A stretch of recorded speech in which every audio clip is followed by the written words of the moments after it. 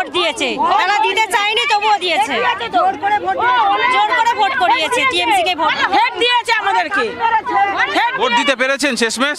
দিয়েছি, কিন্তু ভয় দেখিয়ে জোর করে তৃণমূল ভোট নিয়েছে, তা সত্ত্বেও আমাদের মারধর করছে। বিজেপি কে ভোট দিয়েছো, আঞ্জাতে ধরছে, ধরে তাদের ওপরে এই আক্রমণটা করছে।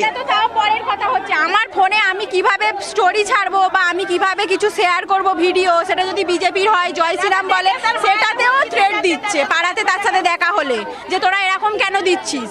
যারা যারা তৃণমূলে ভোট দেয়নি, বিজেপিতে ভোট দিয়েছে, কি দেয়নি না জেনেই গ্রামে সবাই কি বিজেপি করে? না, সবাই করেনি, কিন্তু ওনার দাপটে করতে বাধ্য, পেটে থাকলেও মুখে কিছু বলতে পারেনি। বাড়িতে এসে বলে যায় যে এখানেই ভোট দিতে হবে, এখানেই এইটা করতে হবে, না হলে মানে তার পরে খবর আছে, এরকম ব্যাপার।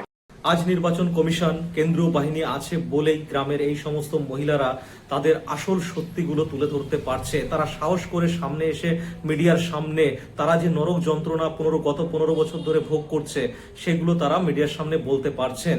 কিন্তু একবার ভাবুন, এই কেন্দ্রীয় বাহিনী নির্বাচন কমিশন চলে যাওয়ার পর যদি এই সরকার পুনরায় থেকে যায়, তাহলে এদের পরিস্থিতি কি হবে, এদের ভবিষ্যৎ কি হবে, এদের নিরাপত্তার দায়িত্ব কারা নেবে, এদের কি অবস্থা করবে এরা? এই সমস্ত দুষ্কৃতীরা নির্বাচন কমিশন এবং কেন্দ্রীয় বাহিনীর উপস্থিতিতে যদি এইভাবে ঘরবাড়ি জ্বালিয়ে দেওয়ার হুমকি দিতে পারে, ভাবুন এরা চলে যাওয়ার পর এই গ্রামবাসীদের কি হবে।